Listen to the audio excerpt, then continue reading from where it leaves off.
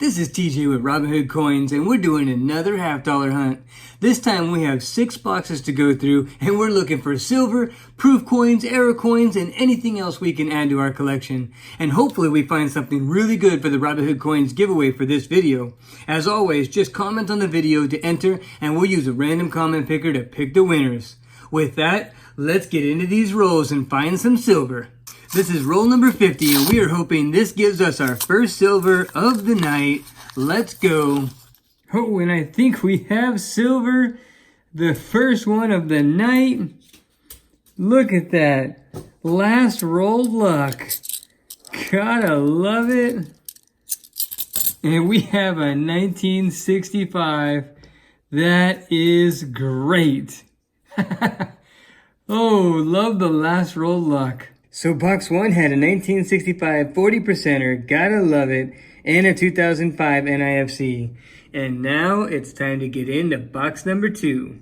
Well, for box number 2, we didn't get any silver, but we got 5 NIFCs, an 02, an 04, 2 2005s, and an 07. And one of these 2005s is actually in really nice condition. That's a decent one right there. So that's definitely a keeper. And now it's time for box number 3. I'm on roll 35, and guess what I found? A 1988 San Francisco proof. This thing's pretty beat up. You can't really tell that it's a proof as much except for that S mint mark. But you know what? This is going to fill a slot, and so that is awesome. I will take it all day long. Gotta fill that album, and that is cool to find. Well, we're all done with box number 3, and we didn't get any silver, but we did get 6 NIFCs, including 2 pretty nice 2011s. Those are pretty decent, so that's cool. We also did get that 1988 San Francisco proof, which is gonna fill a spot in my album. Gotta love that. Well, now it's time to get into box number 4. We're all done with box number 4, and we didn't get any silver, but we did get this NIFC that we're going to have to send back because it's got some post-mint damage, but it's a 2014 Denver. And then we also had this 1983. Check that out. It looks like there was some grease in the die on this one, if that's what's causing that texture. But I think this is the best specimen of the no FG that I have yet. Let me show you under the scope. Well, as you know, the FG initials should be right here, but with the no FG error, there was grease in the die, and so the FG did not show up. Now, I have several specimens of this that if you rotate them around in the light, you can kind of catch a glimpse of either a ghost FG or a bump where the FG should be. But as you can see with this one, rotating it around and in all different angles, I mean, I cannot get anything to catch any sight of the FG. So I think this is probably the best no FG error example that I have. And then also check out the front of the coin. I think this is grease in the die that causes this, but let me know what you think. I mean, we have just some amazing lines from the strike. I do not think it's post-mint damage. I mean, this looks like it's within the strike, and even to the point where you look on the back of the ear, it almost looks like there's some excess metal, and maybe even right there on the back of the neck. But then the most prevalent, or the obvious to me, was the lines in the field of the coin pushing outward. So I don't know if I think that's grease in the die. And now it's time to get into box number 5, our lucky box. Check this out. We have a 2009 San Francisco proof. Man, it's been in circulation a little bit, but it's still a proof.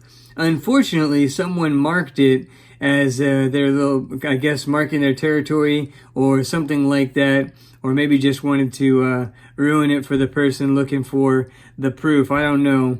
But Rob Finds Treasure told me that you can put alcohol on them and let it sit, and that will help remove the marker. So we are going to try that real quick. We're just going to put that on there, and hopefully that dissolves. If we have to, I can use a paper towel to rub on it and get it off, but I don't want to do that because it'll be very similar to washing it. So hopefully it doesn't get to that.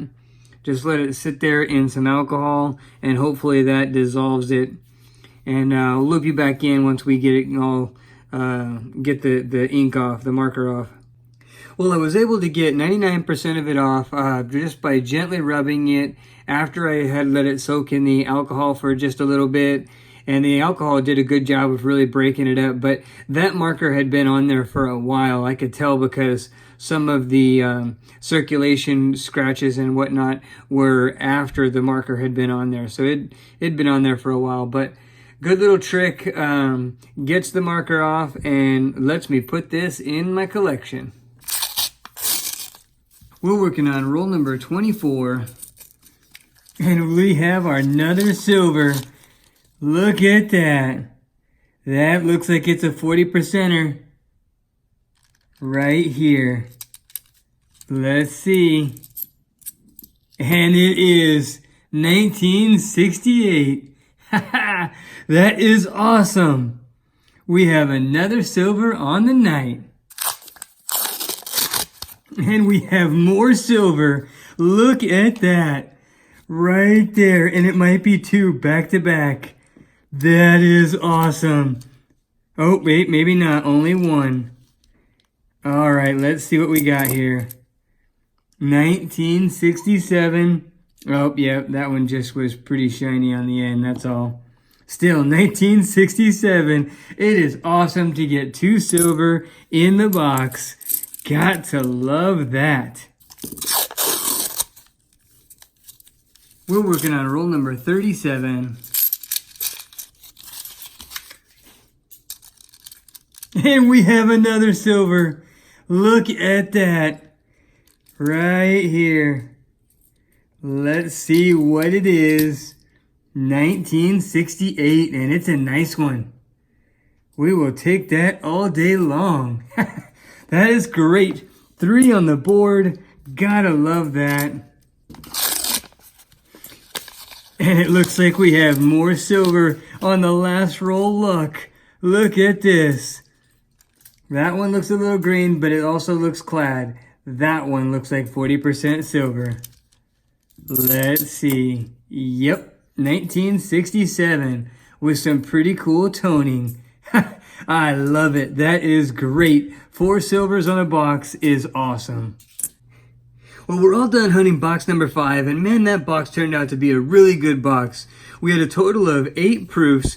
We had 3 2005s. We had a 2006, a 2012, 2 2013s, and we had this 2009 San Francisco proof. We were able to get most of the marker off of it, and we had 4 40% silver. We had 2 1967, including this one with some cool little toning. I like that toning anyway. And then we had 2 1968s. This one's in pretty good shape. Overall, great box. I'm excited to get into box number 6 because this is the sister box to the last box that had the 4 silver. So hopefully it has another 4 silver or more. Plus, this one looks like it might be silver. I don't know, it's iffy, but we're gonna open it first. All right, let's get into this roll. I don't know, it's iffy, but you know what? We're gonna give it a shot, and we hope it will be silver. Let's see. Oh, and it is. It is. Nope, it is not.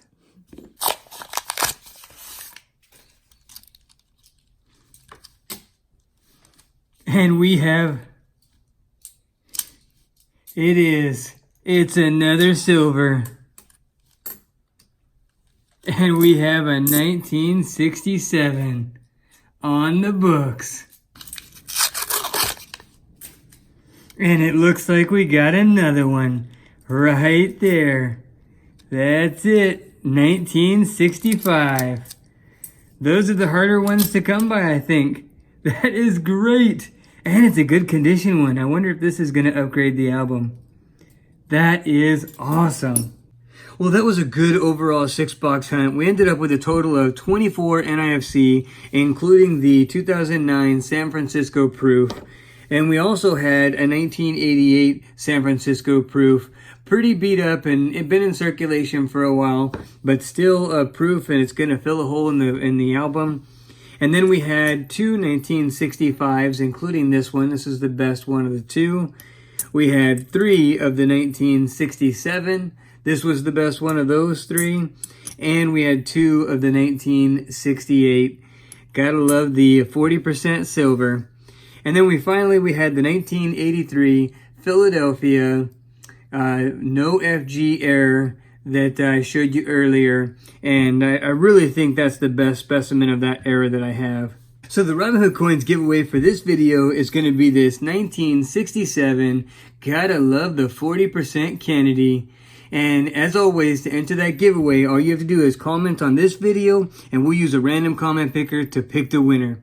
Well, if you like this video, please give it a thumbs up, subscribe, and ring the notification bell so you don't miss any videos or giveaways, and share it with others to help the channel grow and help us do more giveaways and more videos.